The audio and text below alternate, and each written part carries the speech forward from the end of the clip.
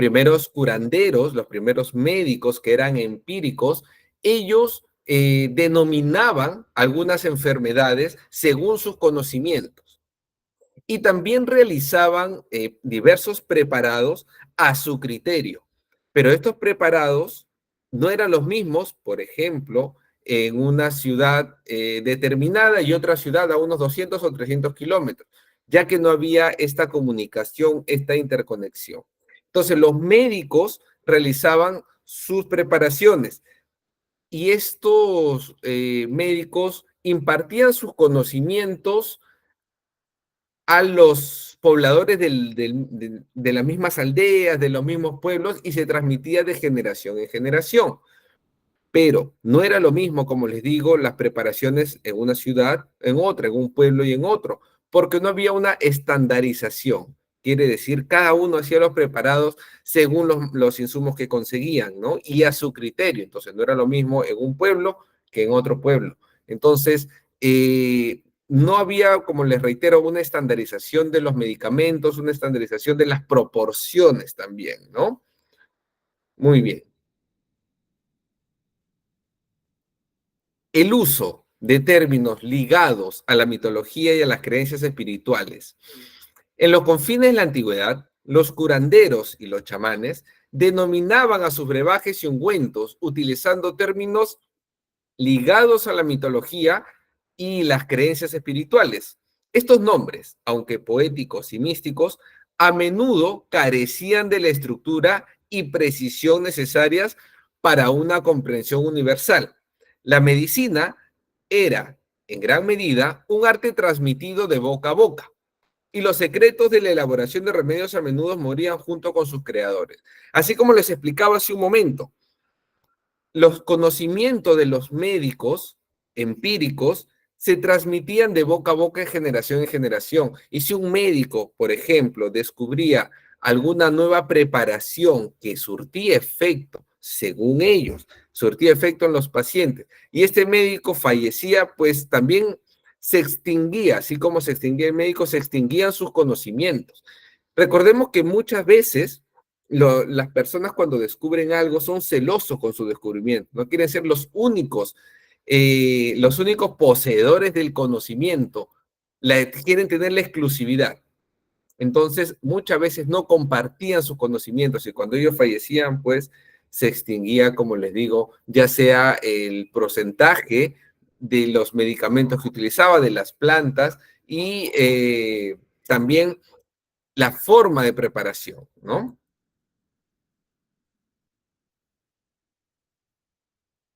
Bien, los primeros intentos de dar nombres descriptivos en la nomenclatura farmacéutica. El verdadero punto de inflexión en la nomenclatura farmacéutica llegó con el renacimiento de la ciencia y la medicina en la Edad Media. Con la aparición de la alquimia y la destilación, los investigadores comenzaron a aislar principios activos de plantas y minerales y a nombrarlos según sus propiedades y según su apariencia. Sin embargo, la falta de coherencia entre los nombres y la ausencia de una estructura uniforme limitaban la eficacia de esta nomenclatura incipiente.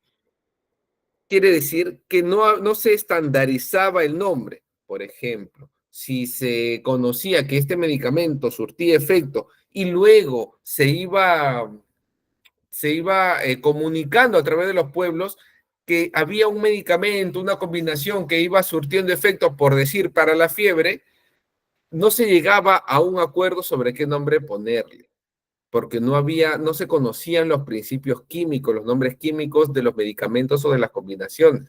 Entonces, muchas veces se ponía el nombre de la persona o del médico o el curandero que hacía pues esta preparación. Entonces, no se llegaba a poner de acuerdo sobre qué nombre se le va a poner. Muy bien. En el inicio de la nomenclatura farmacéutica moderna. Fue en el siglo XIX cuando la nomenclatura farmacéutica comenzó a adquirir tintes de modernidad.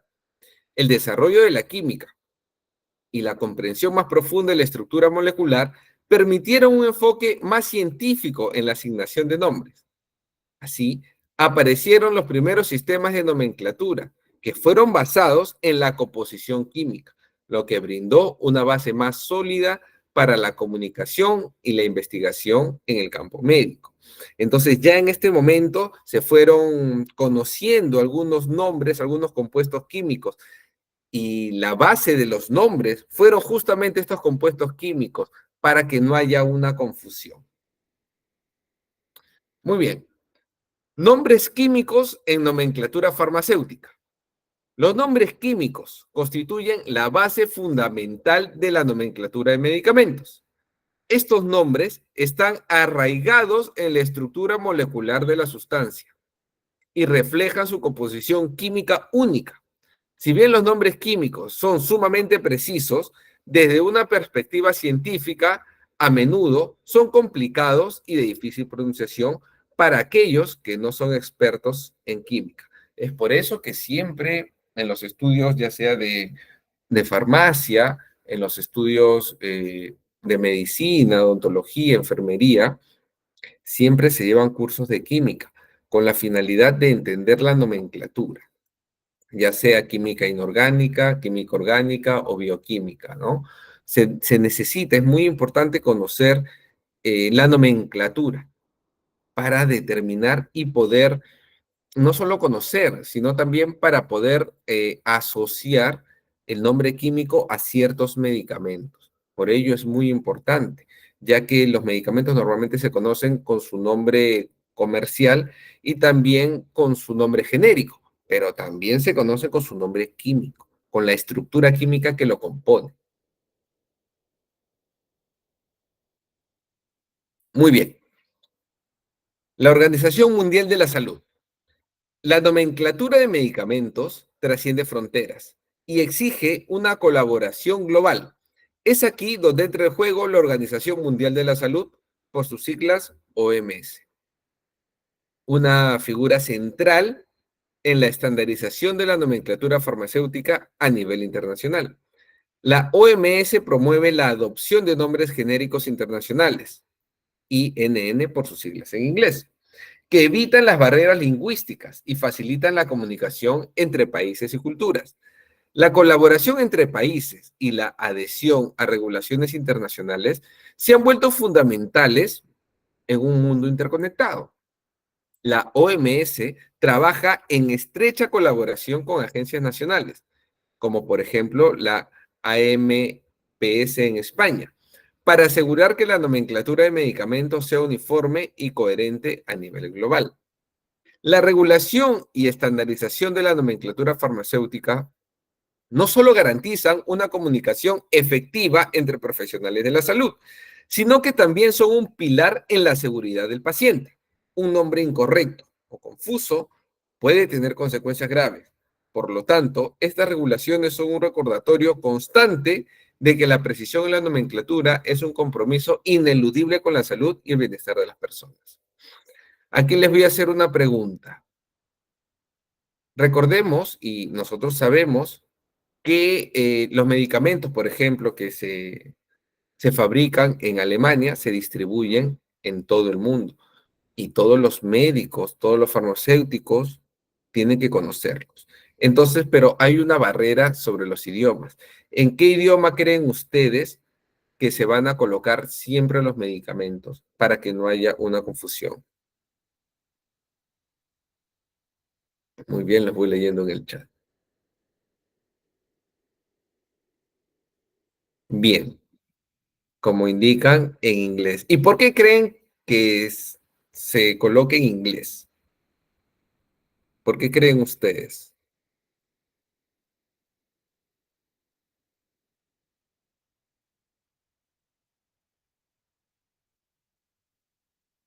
Sí, efectivamente, porque es el idioma universal. Claro que sí. En todos los medicamentos, si ustedes están, por ejemplo, eh, digamos, en Rusia, yo he tenido la oportunidad de estar en Rusia y cuando he tenido que ir a una drugstore en Rusia, siempre dice el nombre en inglés. Así estés en República Checa, donde estés, siempre el medicamento está con su nombre en inglés. Y en los países como en Rusia, por ejemplo, está en ruso, en chino y también está en inglés. para que haya una universalización de idioma, ¿no?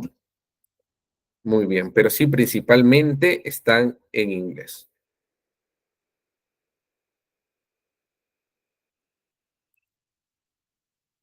Bien, ahora los prefijos en nomenclatura farmacéutica.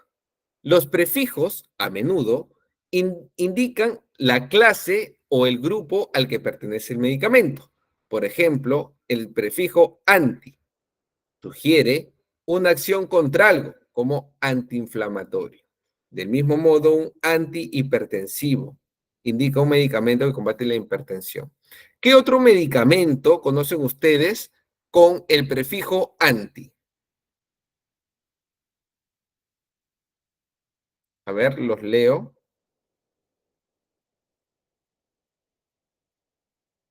Muy bien, Kenny. Antiespasmódico.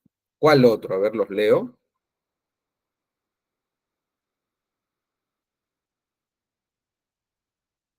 Ángela, anticoagulante. Muy bien. Mabel, antipirético. Perfecto. A ver, ¿cuál otros conocen? Anderson, antiviral. Tami, antiácido. Norelquis, antidepresivo. Igual que Rosa. ¿Cuál más? Mabel, antihistamínicos. Anilei, antiinflamatorio. Tami, anticonvulsivo.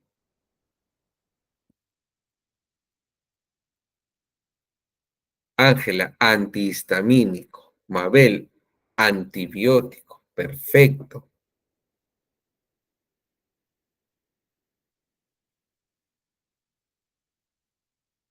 Muy bien. Muy bien. ¿Cuál otro más conocen? Tami, antitusígeno es. Tusígeno. Muy bien. Entonces, si nosotros revisamos, por ejemplo, el que ha puesto Tami es antitusígeno porque es para disminuir la tos.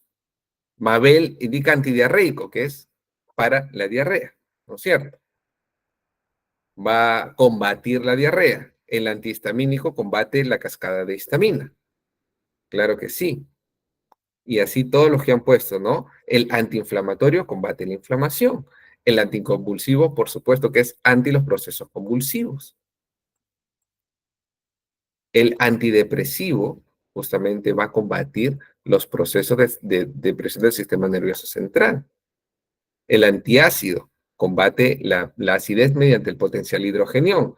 El antiviral, ¿qué es lo que recuerdan que vimos la clase pasada? ¿Qué es lo que hacía el antiviral? Que lo vimos con el aciclovir. ¿Recuerdan qué es cuál es la acción de un antiviral?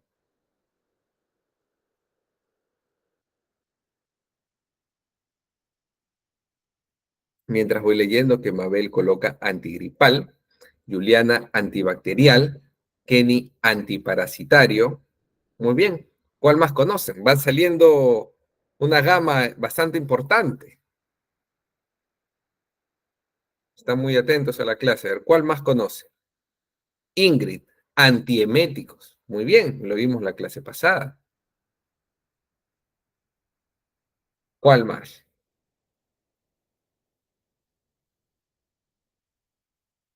Eucari, anticoagulantes. Perfecto. Lo vimos en la clase pasada. Un anticoagulante, por ejemplo, es la warfarina, y un antiagregante plaquetario vendría a ser la aspirina. Lo vimos en la clase pasada.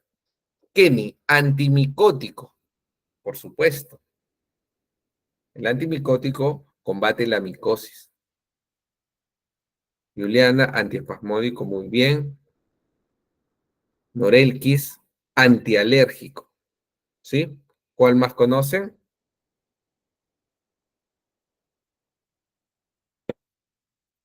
Alguno más por ahí que se les escapa o se están olvidando.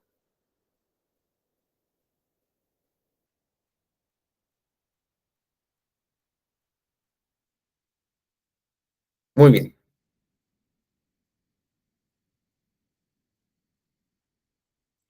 A ver, respecto a la pregunta que hice, ¿qué acción ejerce un antiviral?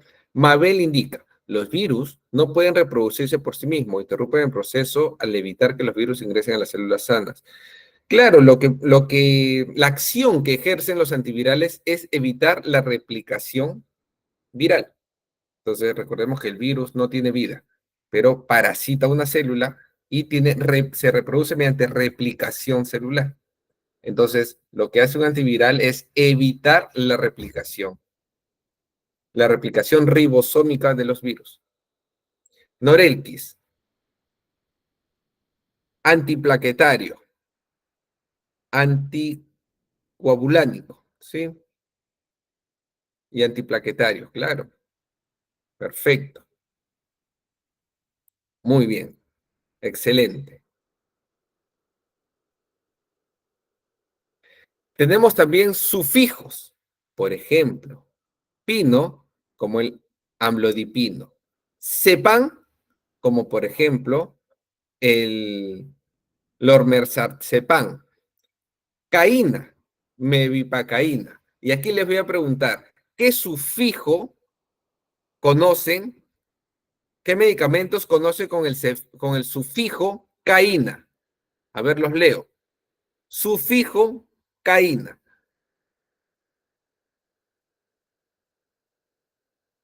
Pero el sufijo es caína. Claro, como indica Anderson, lidocaína. Rosa, mevocaína. Juliana, procaína. Sole, lidocaína, claro. ¿Cuál más conocen? A ver, Elizabeth, ¿cuál más conoce? Que ha levantado la mano. Eucaris, silocaína. Mabel, proctocaína. ¿Cuál más conoce? Hilanda, dulocaína. ¿Cuál más conocen? A ver. Maribel, benzocaína, por supuesto. Muy, muy común el medicamento, ¿no?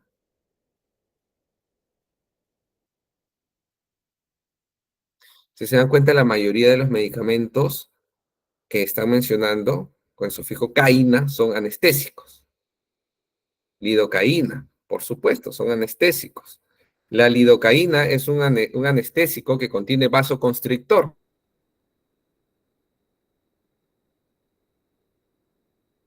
y se evita el sangrado. Pero también en el caso de, como la lidocaína, tiene vasoconstrictor, también hay anestésicos sin vasoconstrictor, como la mepivacaína, que también va a ejercer el efecto anestésico, pero no constriñe los vasos sanguíneos. Quiere decir que si se anestesia, se aplica un corte, va a seguir sangrando. ¿Pero en qué caso se utiliza? Por ejemplo, en pacientes hipertensos. No podemos colocar un anestésico con epinefrina, con vasoconstrictor, porque se le elevaría la presión de manera súbita y puede tener un accidente cerebrovascular.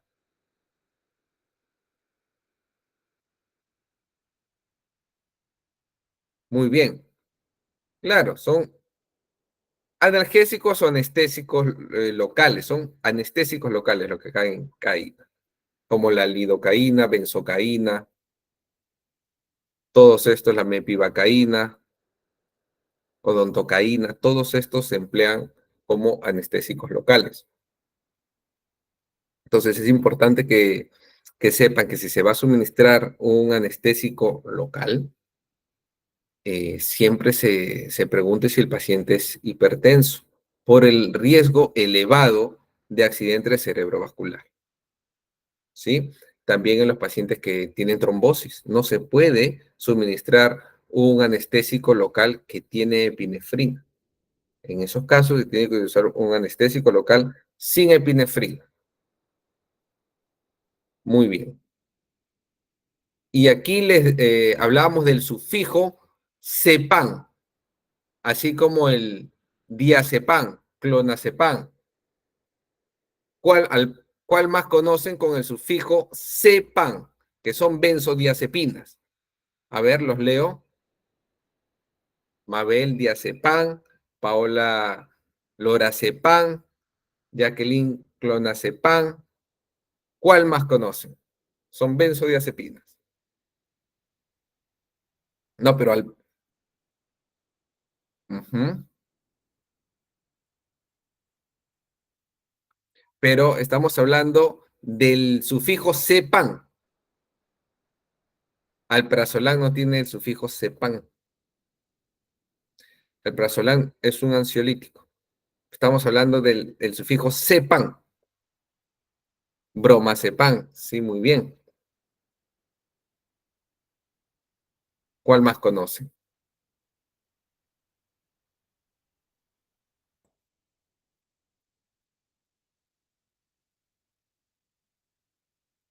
Bien, les voy indicando.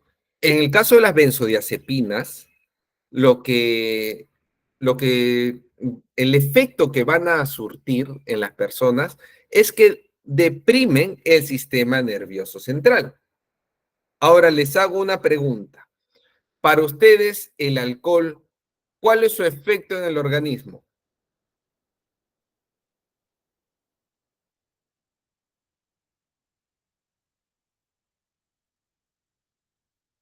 A ver, los leo.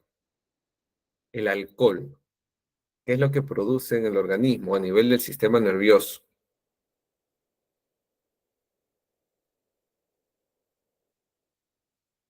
La bebida alcohólica, estoy preguntando. ¿Qué es lo que produce en el organismo, específicamente en el sistema nervioso?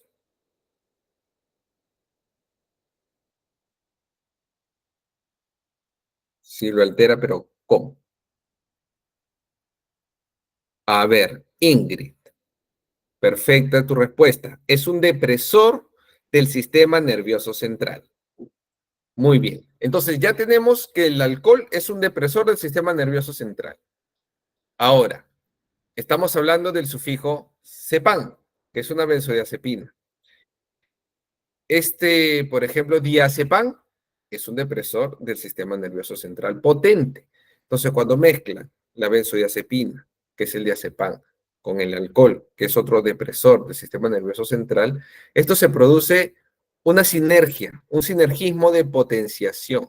Entonces, la persona, por ejemplo, cuando se ven las noticias que ha sucedido que algunas chicas que se le denomina peperas, colocan este diazepam en el licor de las personas y es por eso que las personas fallecen. Es porque la benzodiazepina es un depresor potente del sistema nervioso central y el alcohol es otro depresor del sistema nervioso central. Estos se juntan y producen un sinergismo, quiere decir, se potencian su acción y es por eso que las personas fallecen. Se produce una depresión del sistema nervioso central a tal nivel que los órganos dejan de funcionar, el corazón deja de latir y los pulmones dejan de producir la presión negativa para la correcta respiración, ¿no? Y la persona fallece. Entonces, nunca se debe mezclar una benzodiazepina, un ansiolítico, con alcohol, porque ambos deprimen el sistema nervioso central. Muy importante tenerlo en cuenta. Y también algunas personas están tomando algún medicamento para la depresión y toman alcohol y también van a verse severamente afectados. Es por ello que siempre se tiene que tener en consideración que el medicamento con el alcohol no se deben mezclar. Muy bien, y tenemos el sufijo olol, así como el bisoprolol. ¿Cuál otro conocen?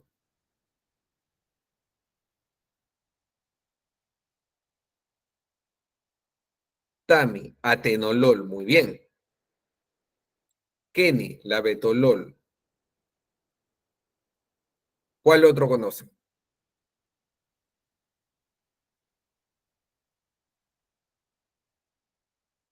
Jacqueline, Ambrosol.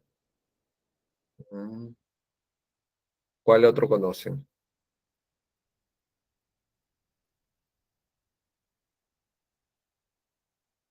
Pero Ambroxol no se escribe así.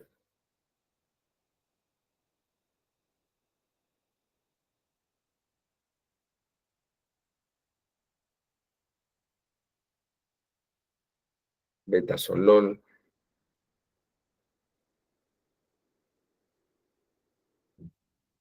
Claro, el medicamento es Ambroxol, pero el sufijo es olol. No entraría ahí Ambroxol. A ver, ¿conocen alguno más?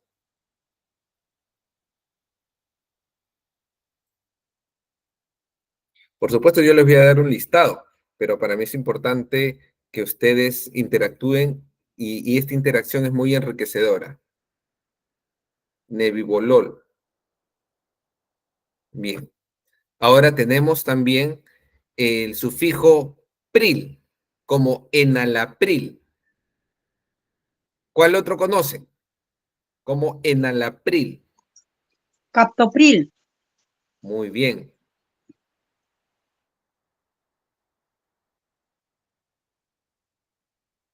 A ver, parece que aquí ha habido una confusión. A ver. Lo que sucede es que no necesariamente ahorita estamos hablando de los hipertensivos, estamos hablando de los sufijos. Y aquí hay varios sufijos, ¿no? Y es por eso que pasamos de un sufijo a otro. No quiere decir que continuamos ahorita. Hace un momento hemos estado hablando de los antihipertensivos, hemos estado hablando también de las benzodiazepinas. Paola pregunta, ¿cuál es más eficiente, el diazepam o el clonazepam? Mire, es según, tiene el mismo principio activo. Si es el mismo gramaje, es exactamente igual. Es como que tome usted loratadina y cetiricina. Ambos son antihistamínicos. El efecto es similar. Luego tenemos, por ejemplo, el sufijo, a ver, vamos a ver un sufijo bastante conocido. El sufijo ina, en el caso de los antibióticos, como la acitromicina, eritromicina, el sufijo ina en antibióticos. ¿Cuál otro Gentamicina. conoce?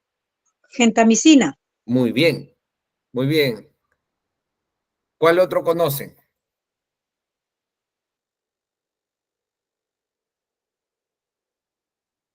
¿Cuál otro conocen?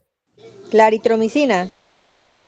Muy bien, Cintia. Estamos hablando de los antibióticos con el sufijo ina. A ver, las dos intervenciones han estado muy bien. Cintia y Pina han contestado muy bien. ¿Cuál otro conocen?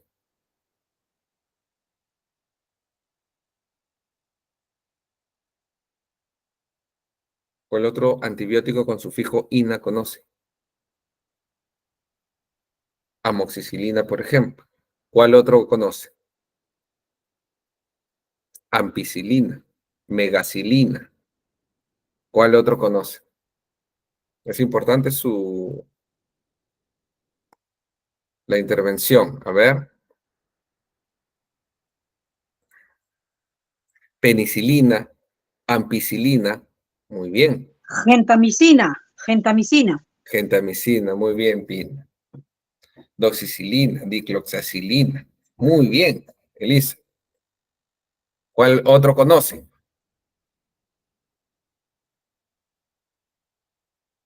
Acetilcisteína, cefalotina, clindamicina, cefalexina.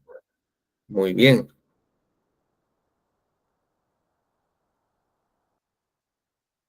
muy bien. Ahora, ampicilina, muy bien. Ahora vamos a ver el sufijo tidina, como ranitidina, que son protectores gástricos, ¿no? Bloqueadores, pues, de lo que va a producir es inhibición de la bomba de protones. Omeprazol.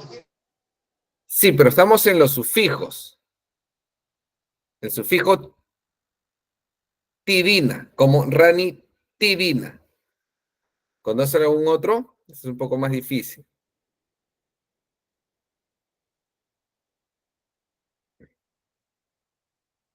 A ver, vamos a continuar aquí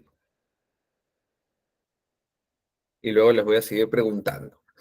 Las raíces en nomenclatura farmacéutica. Las raíces proporcionan información sobre la sustancia activa del medicamento y su función. Un ejemplo común es la raíz córtico, que se encuentra en medicamentos corticoesteroides utilizados para reducir la inflamación. Tenemos aquí, en el caso de los corticosteroides, se emplean para las alergias, asma, urticaria, eczema, psoriasis, enfermedad pulmonar, obstructiva crónica, que se conoce pues como el EPOC, e inflamación intestinal y el caso del lupus. Recordemos que los corticosteroides, todos los corticoides, van a producir una depresión del sistema inmunológico. Entonces la persona va a estar más propensa a resfríos, a problemas virales, ¿no? Muy bien. Los sufijos en nomenclatura farmacéutica, como estábamos hablando hace un momento. Los sufijos también son esenciales para decodificar los nombres genéricos. Por ejemplo, el sufijo olol indica un medicamento beta bloqueante utilizado para tratar afecciones cardíacas. El sufijo azepam señala un medicamento ansiolítico que ayuda a controlar la ansiedad. El arte de interpretar los nombres genéricos. El arte de interpretar los nombres genéricos implica entender cómo estos elementos se combinan para formar un nombre cohesivo. Además, la estructura de los nombres genéricos se basa en reglas, lo que facilita su comprensión incluso para aquellos que no están familiarizados con la terminología médica. Estos nombres no solo brindan información sobre la función de un medicamento, sino que también son herramientas esenciales para evitar confusiones en la prescripción y administración. La decodificación de los nombres genéricos es una habilidad vital para los profesionales de la salud, ya que les permite tomar decisiones informadas y garantizar la seguridad del paciente. Pero también existen variaciones de nomenclatura farmacéutica. Estas variaciones de nomenclatura pueden abarcar desde diferencias sutiles hasta cambios significativos en los nombres de los medicamentos. Un medicamento conocido bajo un nombre en un país puede ser llamado de manera completamente diferente en otro lugar. Esto puede llevar a confusiones en la prescripción y la administración, lo que subraya la importancia de una comprensión sólida de los nombres genéricos y químicos. Por ejemplo, aquí nosotros para el dolor de cabeza consumimos Panadol, paracetamol, y en los Estados Unidos consumen el Tylenol. Entonces la persona que escucha Tylenol se puede confundir, pero si vemos el nombre genérico, ahí va a decir acetaminofeno de 500, tanto en el Tylenol como en el paracetamol, va a decir acetaminofeno de 500. Entonces, el nombre genérico es universal. El nombre comercial puede variar según el país, según la marca, pero el nombre genérico nunca va a variar. Bien, nomenclatura farmacéutica multilingüe. A pesar de estas variaciones, surge una pregunta crucial. ¿Cómo lograr una comunicación efectiva en un mundo cada vez más globalizado y multicultural? Aquí es donde entra en juego la nomenclatura multilingüe. Esta nomenclatura multilingüe es una respuesta ingeniosa a los desafíos de la diversidad lingüística. En lugar de depender de traducciones que pueden ser imprecisas o confusas, se utilizan nombres genéricos y químicos estandarizados que trascienden las barreras idiomáticas. Esta práctica no solo garantiza la comprensión universal, sino que también reduce el riesgo de errores debido a malentendidos lingüísticos. Prevención de confusiones y errores. La nomenclatura de medicamentos también desempeña un papel crucial en la prevención de confusiones y errores, en la prescripción, justamente. Imagina un nombre comercial que suena similar a otro, o una abreviatura que puede llevar a malentendidos. Estos errores, aunque puedan parecer insignificantes, pueden tener consecuencias catastróficas. Para abordar este desafío, las autoridades sanitarias y los organismos reguladores trabajan incansablemente para establecer directrices que promuevan la claridad y la coherencia en la nomenclatura de medicamentos. Los profesionales de la salud, a su vez, deben ser diligentes en la comunicación y el uso de nombres precisos en todas las etapas de la atención médica. La denominación común internacional. Históricamente, cuando una molécula era caracterizada, el que la describía también podía poner un nombre. Los nombres morfina, ergotamina o ácido acetil salicílico vienen de esta época, pero a medida que la lista de moléculas medicamentosas fue aumentando, surgió la necesidad de sistematizar los nombres para evitar así las confusiones. Fue de esta manera que la Organización Mundial de la Salud propuso en el año 1950 el programa DCI o INN, siglas de denominación común internacional o International Non-Proprietary Name, un proyecto para sistematizar y facilitar el bautismo de medicamentos. Así, el nuevo nombre no queda a voluntad del científico, sino que sigue una estructura que dice algo del medicamento. Algunos sufijos que quizás conozcas son, por ejemplo, prazol, para los inhibidores de la bomba de protones, como lo son el omeprazol, lansoprazol, rabeprazol, también el esomesoprazol, entre otros. Sufijo afilo, para los inhibidores de la fosfodiesterasa 5, es decir, la Viagra y sus parientes, como el sildenafilo, vardenafilo, tadalafilo. El sufijo eno, para antiinflamatorios, como el ibuprofeno, naproxeno, el también ketoprofeno. El sufijo azol, para antifúngicos, como lo son el clotrimazol, fenticonazol, miconazol. Y también el sufijo caína, para los anestésicos, como en el caso de la lidocaína, benzocaína, tetracaína. Muy bien. Ahora la pregunta, ¿qué son los medicamentos genéricos? Los medicamentos genéricos son fármacos que salen al mercado una vez caducada la patente del fármaco de marca, que ha tenido una exclusividad de explotación de un mínimo de 20 años. Medicamentos genéricos y medicamentos de marca son iguales en eficacia, seguridad y calidad, y contienen el mismo principio activo. A su vez, contienen la misma dosis y la misma forma farmacéutica, ya sea en comprimido, jarabe o en alguna otra presentación. Por tanto, no existe ninguna diferencia real como medicamentos, ya sea entre genéricos y medicamentos de marca. Sin embargo, al contar con menores gastos de promoción y basarse en una molécula conocida que implica un proceso más breve, el precio de salida al mercado de los medicamentos genéricos es de aproximadamente un 40% menor. Además, los medicamentos genéricos son la herramienta más eficaz a la hora de controlar los precios de los medicamentos, ya que fomentan la competencia en el mercado y provocan que los fármacos de marca bajen sus precios. Gracias a los medicamentos genéricos, se garantiza el acceso de todos los ciudadanos a tratamientos de calidad, tratamientos eficaces y seguros a un mejor precio, sin que nadie quede excluido de su derecho a la salud. Entonces, quiere decir que los medicamentos genéricos son exactamente iguales a los medicamentos de marca, porque como les mencionaba en las clases anteriores, si ustedes compran Apronax, les va a costar $1.50 cada tableta aproximadamente, pero si compran naproxeno sódico de 550, les va a costar aproximadamente 50 centavos, les va a costar 3 veces menos. Lo mismo sucede con el Panadol. Si ustedes compran Panadol, les puede costar el sobrecito de dos comprimidos, también $1.50.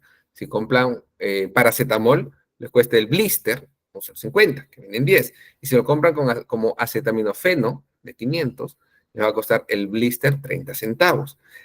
Y ambos, en los tres casos, son lo mismo. Si ustedes compran Panadol, va a decir acetaminofeno de 550. Si ustedes compran paracetamol, va a decir acetaminofeno de 550. Entonces, quiere decir que es exactamente lo mismo. Hay una libertad, hay una competencia para que compren medicamentos de marca o genéricos. Los anuncios que ustedes ven en las vallas publicitarias en televisión nunca va a ser de un medicamento genérico, siempre va a ser de un medicamento de marca, porque las farmacéuticas van a poner mucho dinero en la publicidad del medicamento de marca que les va a producir mucho más ganancia. Pero no quiere decir que sea mejor. El efecto es exactamente el mismo. ¿Qué tipo de fármacos pueden ser genéricos? Todos los medicamentos son susceptibles de tener su correspondiente fármaco genérico.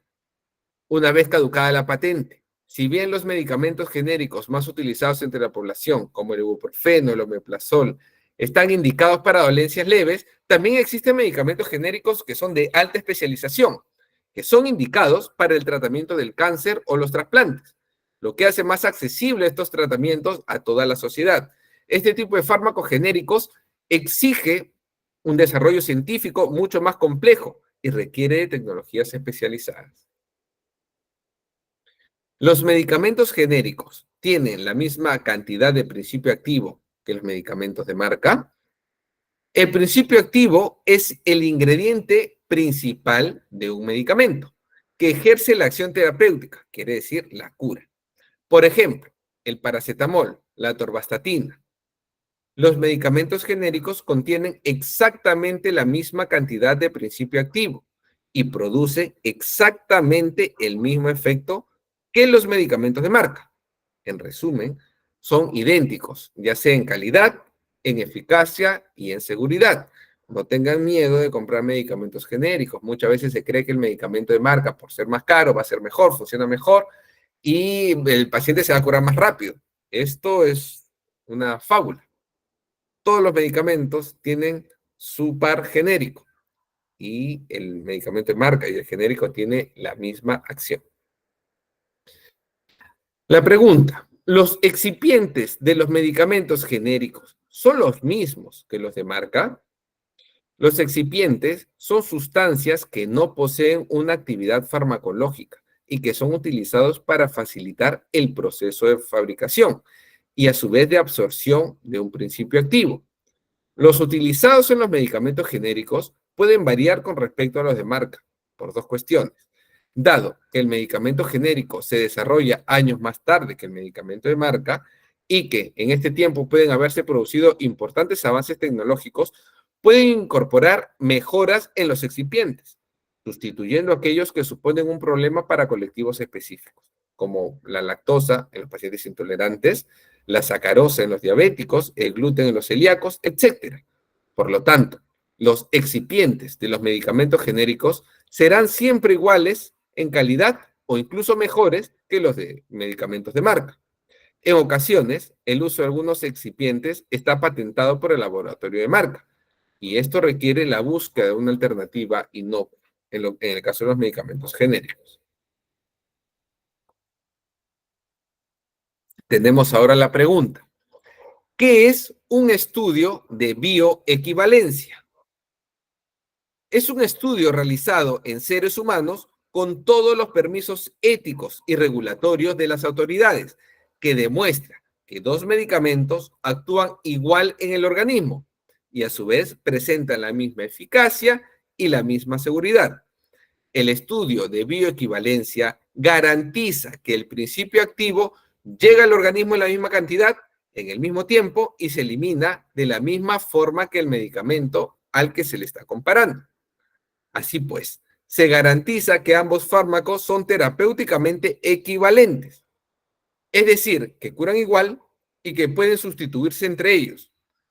Los laboratorios de medicamentos genéricos realizan estudios de bioequivalencia para garantizar que son iguales al medicamento de marca. Asimismo, los propios laboratorios de marca utilizan el mismo tipo de análisis a la hora de sacar al mercado nuevas formas farmacéuticas del mismo medicamento.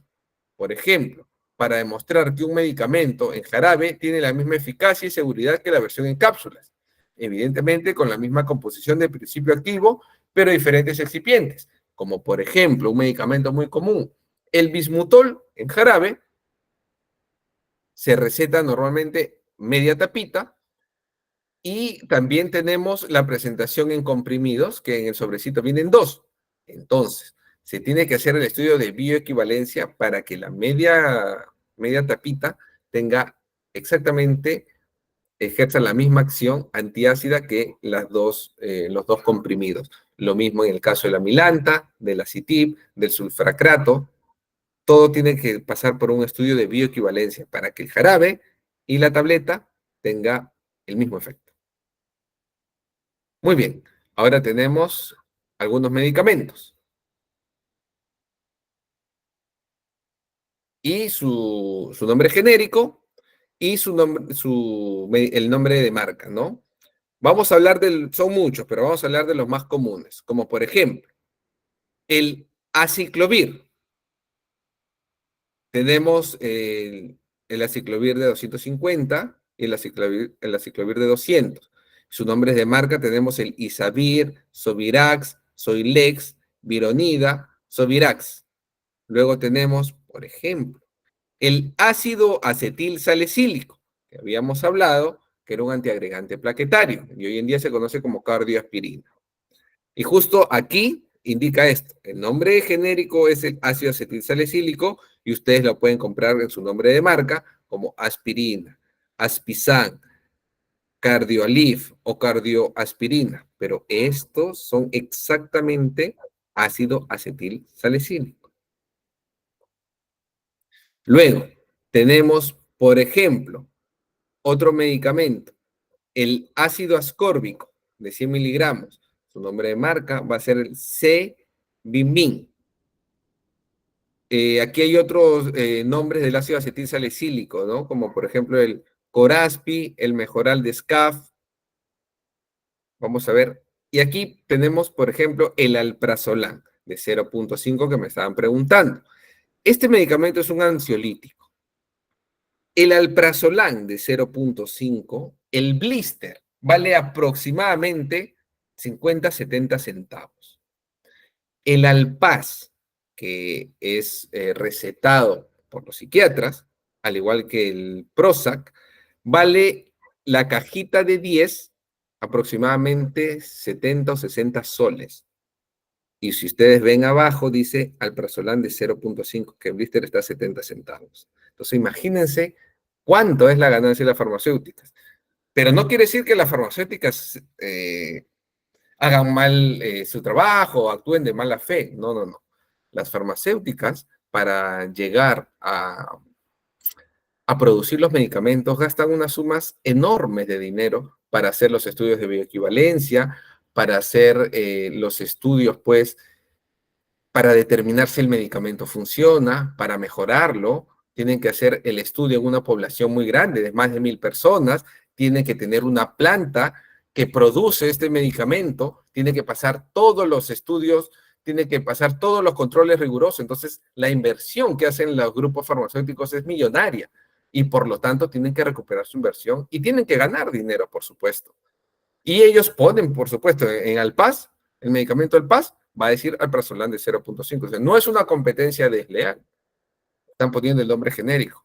Ya depende de la persona si compra el genérico o compra el de marca. Hay personas que dicen, no, yo prefiero el de marca. Perfecto, están en su derecho. Pero nosotros que estamos estudiando sabemos que el nombre genérico es Alprazolam de 0.5. Y en el nombre de marca vamos a encontrar Alpaz, Alpazol, Ansiolin, Relaxol, el Serenil, que es muy conocido, el Tricalma y el Xanax. Habrán escuchado el Xanax que recetan los psiquiatras, ¿no? Muy bien, es Alprazolam de 0.5, es un ansiolítico cuya acción es cuando una persona está muy estresada, tiene mucha ansiedad. Lo que hace este ansiolítico es eliminar esta ansiedad, este reflejo ansioso. Y esto va a producir que la persona se sienta mucho más relajada y esto lo induce al sueño. Pero no piensen que el alprazolam es un somnífero, es un ansiolítico que como un efecto, pues, dominó, va a hacer que la persona, al sentirse relajada, caiga en sueño, pero no es un somnífero, es un ansiolítico. Ahora, por ejemplo, tenemos la amoxicilina más ácido clavulánico, amoxicilina de 500 más ácido clavulánico de 125 miligramos en tabletas. Este medicamento es muy usado hoy en día. Y su nombre genérico tenemos, por ejemplo, el Aclaf, Amolex, Amoxibiot, Amoxicilin, tenemos el Claval, Clavimex, lo mismo, ¿no? Tenemos también, muy conocido, es el Clavumox, Curan, Fibrocan, Orabiot. Este medicamento se usa mucho para infecciones odontogénicas. Se usa mucho. Y lo mismo, ¿no? La diferencia en precios es abismal entre la amoxicilina con el ácido clavulánico de 500 y 125, con, por ejemplo, el Clavan, el Clavimex, el Clavumox, aproximadamente 6, 7 veces más. Muy bien, ahora, un antibiótico de amplio espectro, como por ejemplo la acitromicina de 500, y su nombre de marca lo van a encontrar como Abactren, Arucilina, Atizor, Acilde, Acitral, Acitral de 500, Acitrex, Acitrolit, Acitromac, el Camposin, el Forcin, que es bastante conocido, el Iramicina, el Saber, el Trex, el Triacid. Bien, tenemos ahora el ciprofloxacino, que es intramuscular. Los medicamentos de marca lo vamos a encontrar como el Cifran, Cifrotil, Ciproc, Ciprovac, Ciprolin, Cifrol X. El clindamicina clorhidrato de 300 miligramos en tableta es un antibiótico que se emplea para infecciones odontogénicas. Usualmente se emplea en casos que la infección odontogénica, normalmente a nivel del maxilar superior, ¿no? Por ejemplo, su nombre es clindamicina de 300 miligramos y el medicamento de marca va a ser el Clinda, Clindacil, Clindamax, Euroclin y el Clinda con K. Lo mismo. En este caso, aproximadamente vale 10 veces más el medicamento de marca. Y en inyectable también se emplea lo mismo, ¿no? Clindacil, Clindadel, Dalacin, Euroclin y Clinda. Este es intramuscular de 600. Ahora tenemos el clonazepam de 0.5. Y el medicamento de marca tenemos el Azepran, Ansatax, Clonapam, Clonax, Gradual, Cronta, Neuril, Ribotril. Muy utilizado, deben haber escuchado bastante el Ribotril. Luego tenemos, por ejemplo, la clorfenamina maleato. Este es en jarabe, ¿no? Lo que se receta a los niños. Y el más conocido es el cloroalergán, el Istafet y el Yalialer, pero mucho más el cloroalergán, deben haberlo escuchado.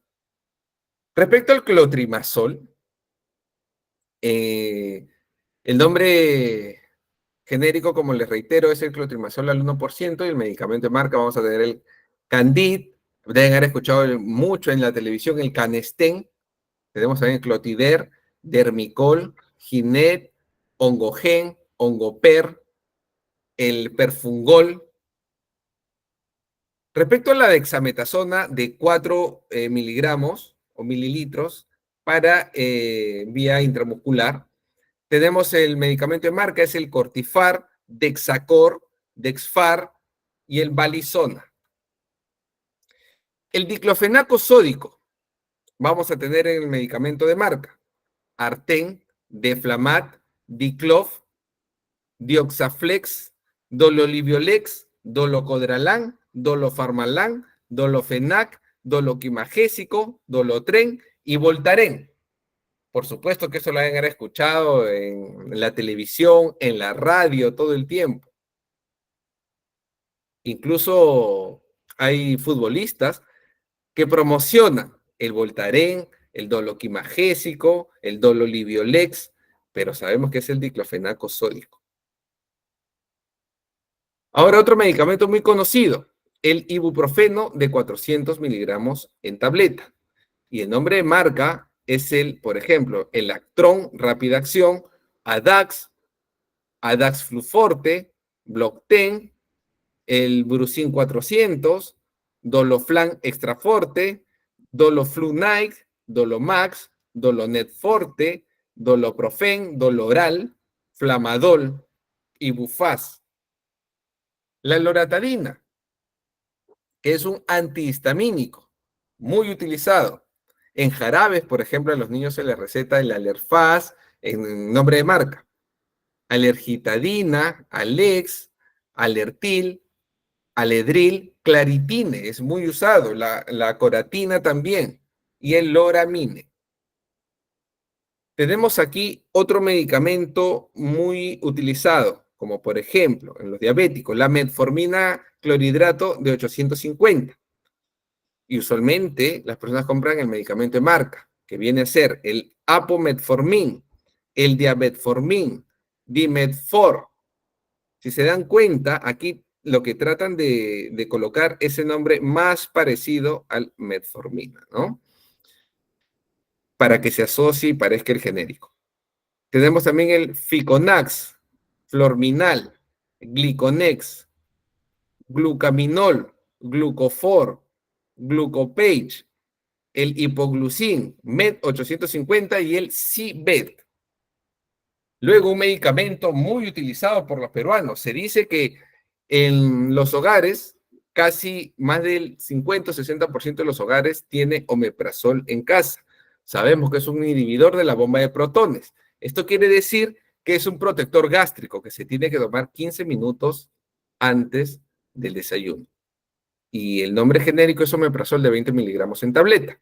El nombre de marca tenemos Aprazol, Aulcer, Fordex, Gastop, Gastrosol, Gastrifarma, Gastropasol, Loquit, Mefarmagasec y Miprazol.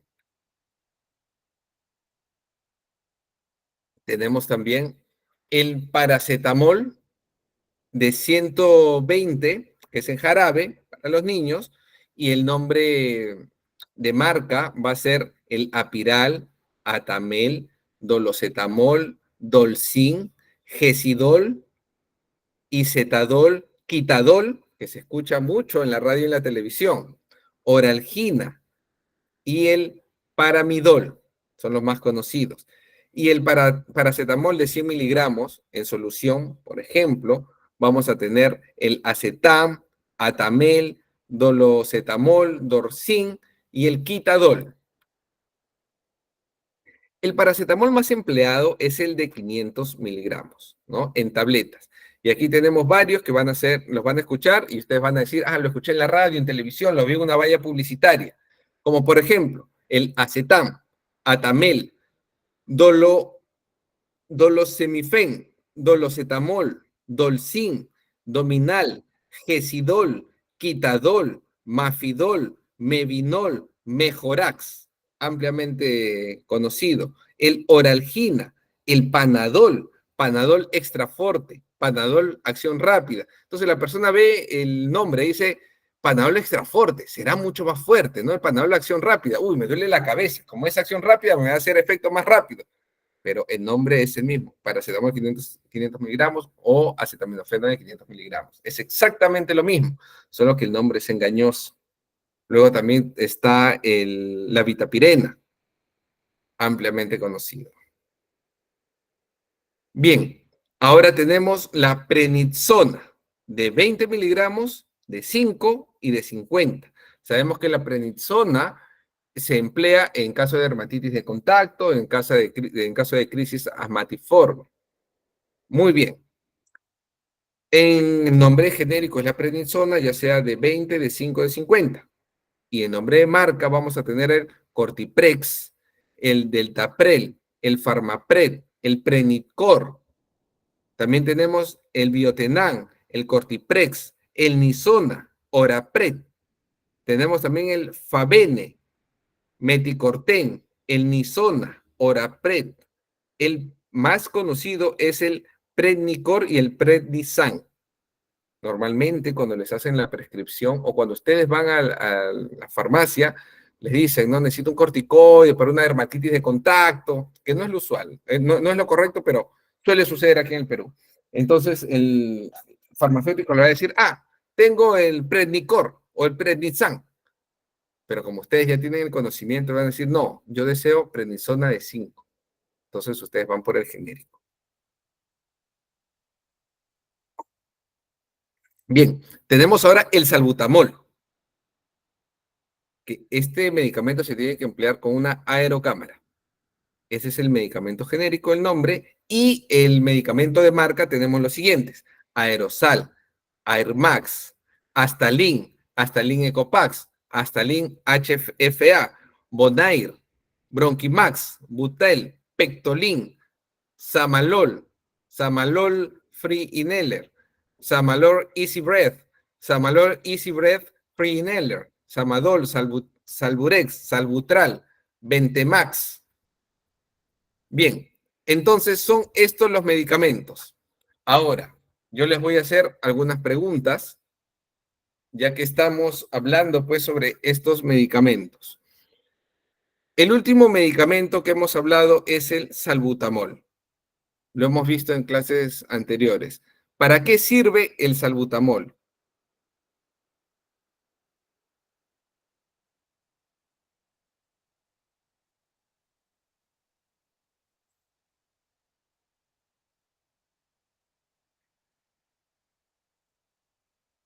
A ver, Grace puede escribir también en el chat.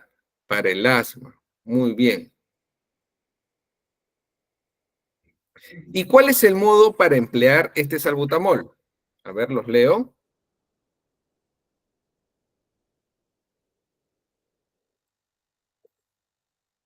¿Cómo se utiliza cuando una persona tiene una crisis asmatiforme?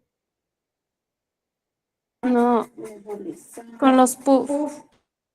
Muy bien. Y usualmente, Los puff Nebulización. ¿con qué en intervalo un se minuto. hacen las El puff es dosis? en un minuto y después descansas, igual y vuelta de nuevo un minuto así. Solamente 2 puff nomás se le hace. Claro, son dos. Solamente 2. Claro. En el caso del paciente tenga sibilancia, ¿no? Que como se dice, le suena el pecho. Y recuerdan por qué se produce esta sibilancia, por qué se produce este sonido en el pecho, ¿recuerdan ustedes? A ver, los leo.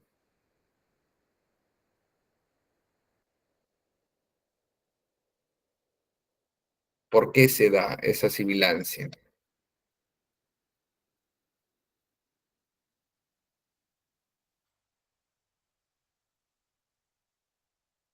Muy bien, Mabel indica porque está lleno de los bronquioflemas por obstrucción bronquial.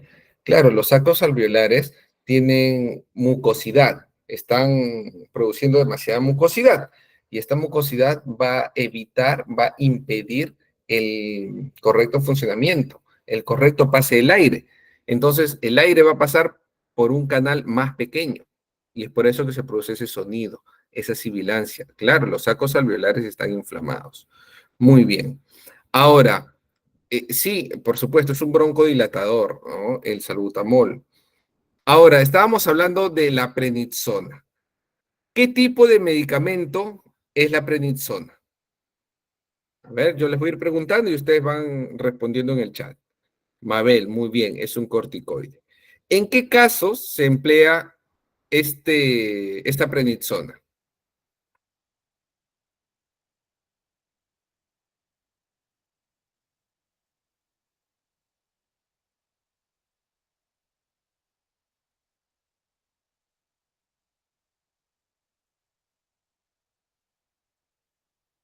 Eucari, muy bien. Dermatitis de contacto. Artritis. Sí, en caso de inflamaciones también. Pero también se emplea en los casos de crisis asmática. Cuando el paciente tiene una crisis asmática y ya con los puff de salbutamol no le pasa, se receta la prednisona, ya sea de 5, de 20 o de 50. Eso, por supuesto, tiene que ser recetado por un médico. Pero también se tiene que administrar en los pacientes que tienen crisis asmatiforme, por supuesto, y rápidamente ayuda a que los sacos alveolares ya no produzcan este exceso de mucosidad. Ahora, sí, como dice Mabel, hay bastante contraindicación con la prednisona. Primero, porque sabemos que es un corticoide y el corticoide nos va a inmunosuprimir. Primero, ¿no? Sabemos que al estar inmunosuprimidos somos susceptibles a cualquier afección, a cualquier infección y a cualquier enfermedad. Otra cosa, el corticoides, esta prednisona, es nefrotóxico. Quiere decir que hace daño a la unidad fundamental del riñón. Entonces, las personas que constantemente toman prednisona o corticoides, como por ejemplo en los casos de lupus, se van dañando los riñones. Van a tener dolor en la zona posterior, en la zona dorsal, en la zona lumbar, eh, porque se van dañando los riñones, ¿no? Es sumamente nefrotóxico. También los pacientes que toman constantemente prednisona indican que le duelen los huesos, que tienen mucho sueño. Es un medicamento bastante fuerte. Ahora, respecto, a ver, hemos hablado sobre el omeprazol. ¿Cuál es el modo de empleo de este medicamento? ¿Cómo se tiene que tomar? A ver, yo los leo.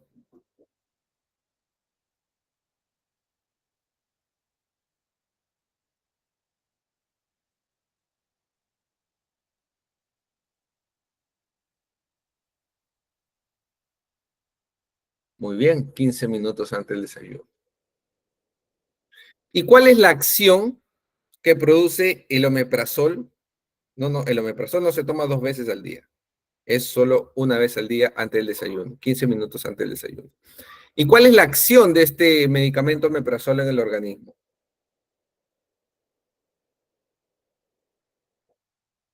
Muy bien, es un protector gástrico. Como mencionaba, inhibe la bomba de protones. De esta manera se produce una protección gástrica. ¿Y cuál creen ustedes que es la diferencia entre el omeprazol y la ranitidina?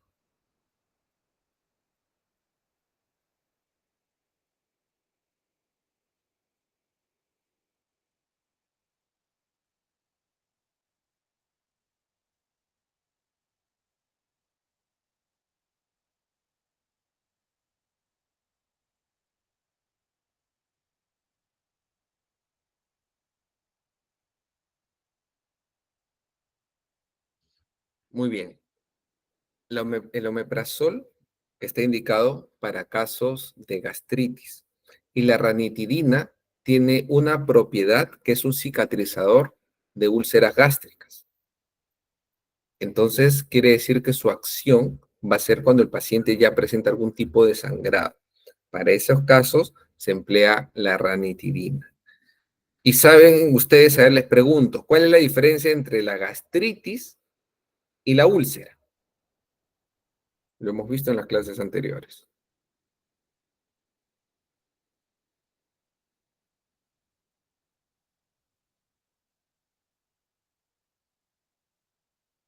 Alexander indica que en Ecuador ya no es ranitidina. Ah, interesante.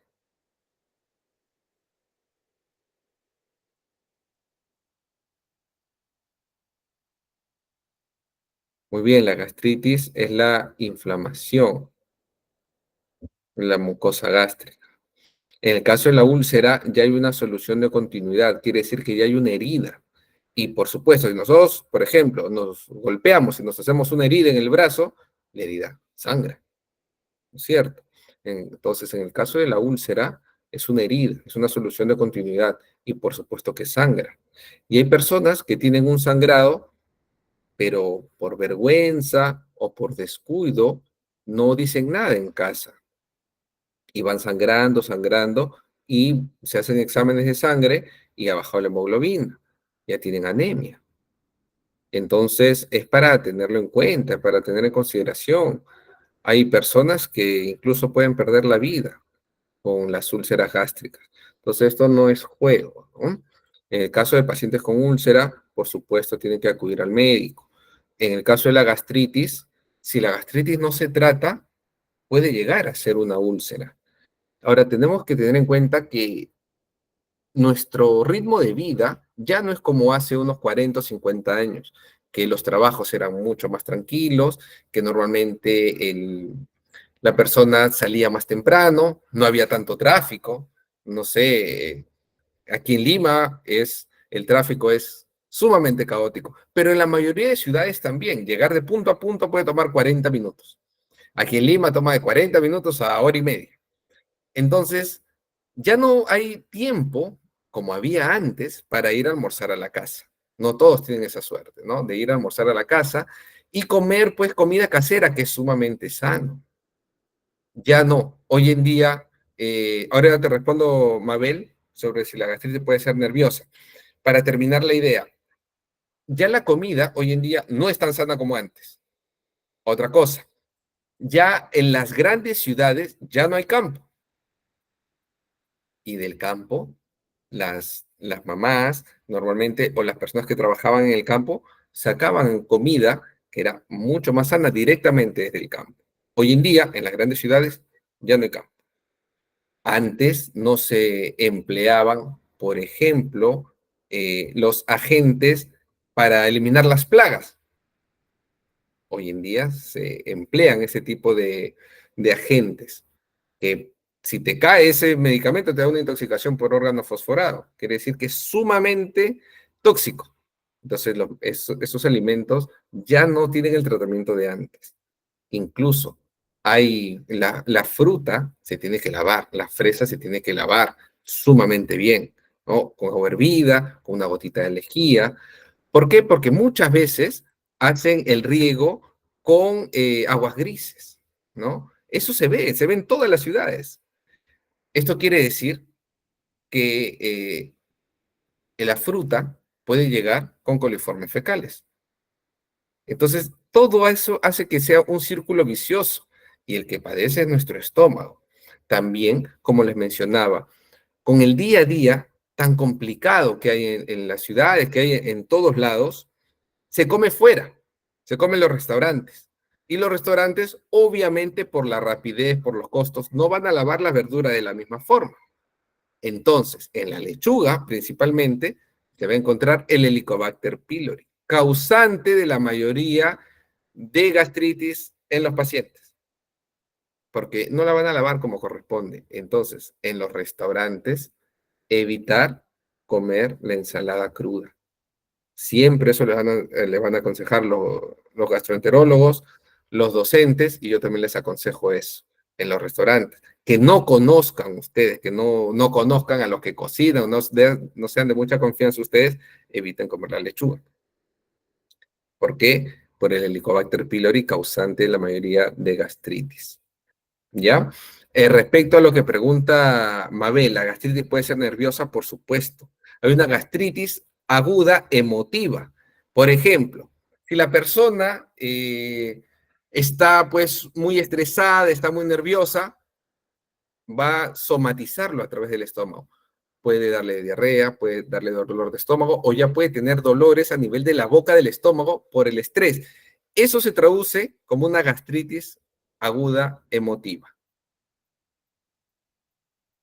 Fanny pregunta, ¿es verdad? Ya no hay, indica, ¿no? Ya no hay alimentos naturales, siempre emplean alimentos empaquetados con muchos químicos. Sí, hoy en día, pues, los demasiados transgénicos, se emplean demasiados químicos. Y es por eso que hay una tendencia de las personas que en casa tienen biohuertos, pequeñitos, pequeñitos, en pequeños cajoncitos, y hacen sus tomates, ¿no? Su ajís, o por ejemplo, como hablamos en la primera clase, ¿no? Las hierbas.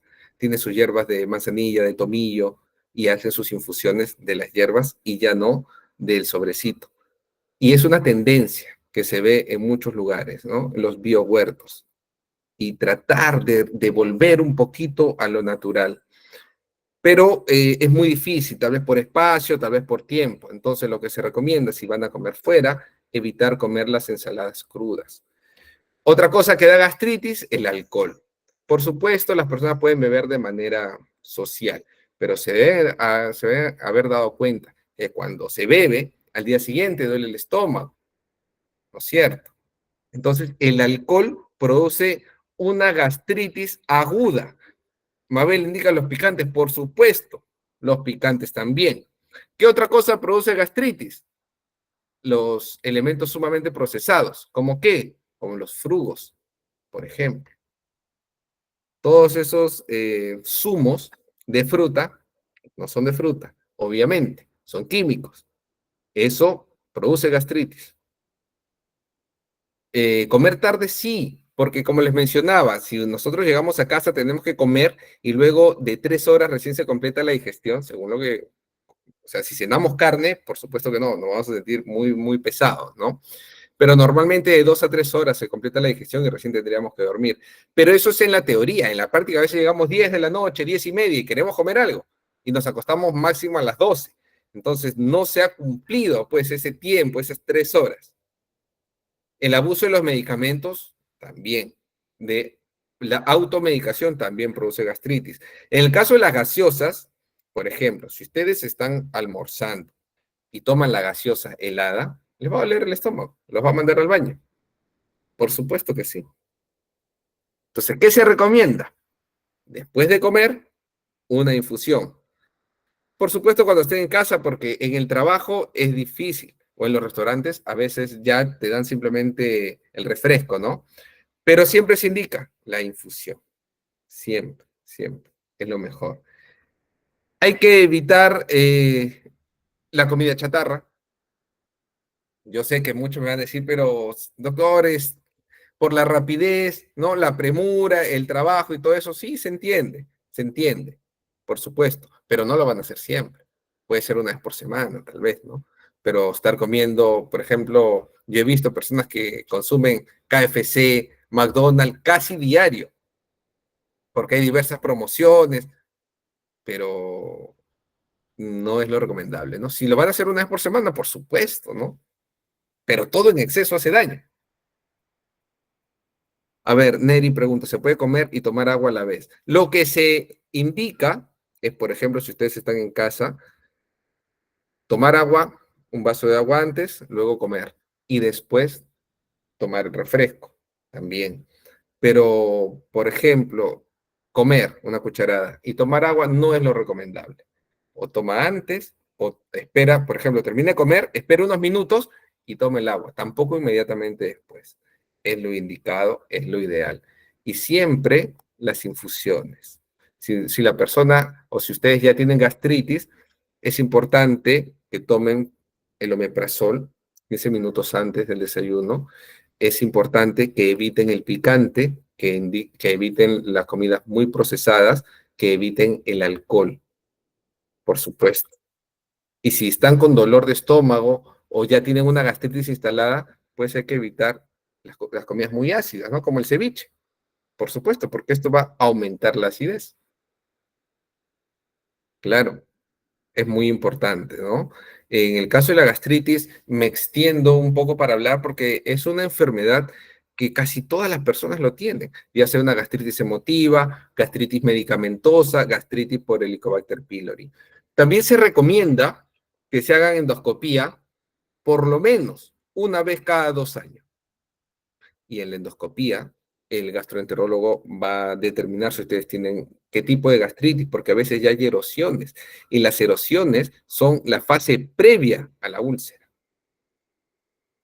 Y ya la úlcera pues requiere otro tipo de tratamiento, muchas veces cauterización. Neri pregunta, ¿qué tan cierto es que el hígado graso es por comer comida chatarra? Bueno, el hígado graso también depende de la predisposición genética de la persona, pero al mayor consumo de alimentos con grasa, con excesiva cantidad de grasa como la comida chatarra, el riesgo va a aumentar. También las bebidas alcohólicas. Nosotros tenemos que tener en cuenta que la comida de hoy en día no es la misma que antes. Por ende, la comida de hoy en día nos va a producir mayores enfermedades. Si ustedes pueden evitar comer la comida chatarra muy seguido, sería ideal. Si, como les digo, si lo hacen de vez en cuando, está genial, no hay ningún problema. El problema es cuando la frecuencia aumenta, porque o es económico, también es rico, por supuesto. Comer un Kentucky, un McDonald's es rico y puede llegar a ser económico también, pero no hay que comerlo siempre, ¿no? Si van a comer una fritura, después una infusión. Va a ser un error que ustedes coman una fritura que lo pueden comer. En casa se pueden hacer, por ejemplo, una pechuga a la plancha, un pollo frito con papas fritas. Perfecto. Eso está bien. Con arroz, digamos, ¿no? Que es lo común. Pero si después toman su gaseosa, entonces, y después van a sentir dolor de estómago, entonces ustedes ya saben por qué es. Pero si ustedes se comen su pollo frito y sus papas y después toman una infusión, ya no van a tener ese tipo de dolor. Además, que ya no se forma la capa bilipídica. Por eso yo siempre recomiendo las infusiones, siempre. Infusión caliente después de cada comida. Es muy importante. Obviamente en el trabajo va a ser difícil, pero por lo menos cuando estén en casa, sí. Evitar también comer cosas muy pesadas en la noche, porque el estómago no va a poder digerirlo. No va a poder digerirlo si ustedes se van a dormir y van a sentir una terrible pesadez. Al día siguiente van a tener pesadez, reflujo. Por ello se recomienda en la noche comer suave, comer poca cantidad. Su desayuno, almuerzo, puede ser un snack a media tarde y en la noche algo suave. No comer demasiado. Es importante también para evitar los dolores de estómago. ¿Sí? Muy bien. Y también les quería preguntar sobre lo que habíamos hablado de las benzodiazepinas. ¿Cuál es el efecto que produce en el organismo? A ver, los leo.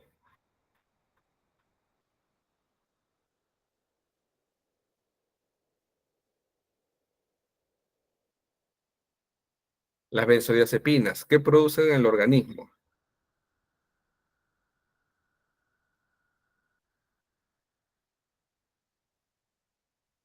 ¿Recuerdan que les mencionaba las benzodiazepinas?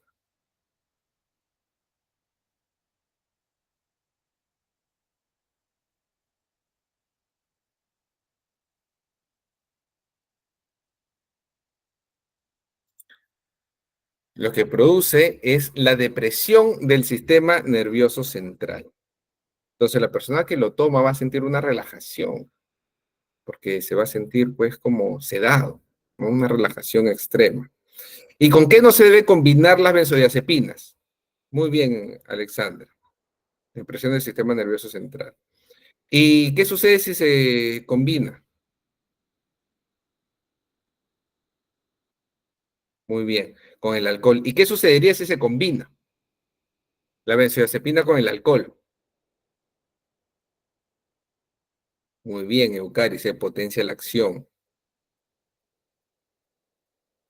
Y si se potencia la acción, claro, se produce un sinergismo de potenciación y puede producir la muerte, por supuesto. Claro, muy bien. Entonces, sí, como indica Ángela, riesgo de muerte, por supuesto. Y para cerrar, ¿qué antihistamínicos conocen ustedes?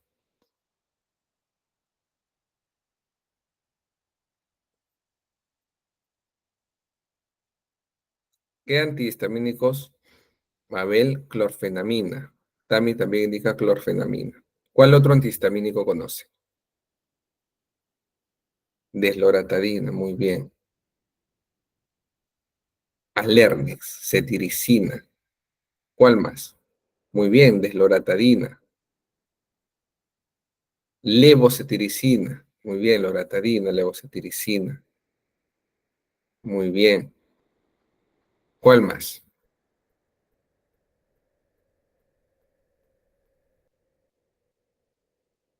Muy bien. Clorfenamina, cetiricina. Sí conocen. Ahora, ¿para qué se usan los antihistamínicos? ¿En qué caso se usa?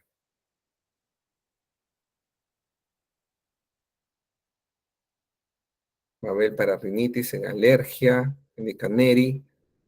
Muy bien. Lesbia también, Hilanda. Muy bien. En el caso, por ejemplo, si nos pica algún mosquito y nos salen esas ronchitas, también es por exceso de histamina, por la cascada de la histamina. Entonces, en el caso de fiebre, no. No, no, no, Neri, en el caso de fiebre no se usa un antihistamínico. En el caso de picazón, sí. Se, se tiene que tomar algún tipo de, ya sea clorfenamina, loratadina, ¿no? Pero es un antihistamínico. También si el paciente empieza a sentirse, pues, resfriado, empieza a estornudar, alergia, rinitis, también, también es muy importante el antihistamínico. ¿Sí? Muy bien. Bien, alumnos, entonces me ha gustado mucho su participación. Yo suelo hacer bastantes preguntas y me gusta pues la participación que tienen ustedes, ¿no? Son un grupo muy participativo y eso me gusta mucho. Entonces les agradezco por la clase de hoy y le doy pase a la coordinadora.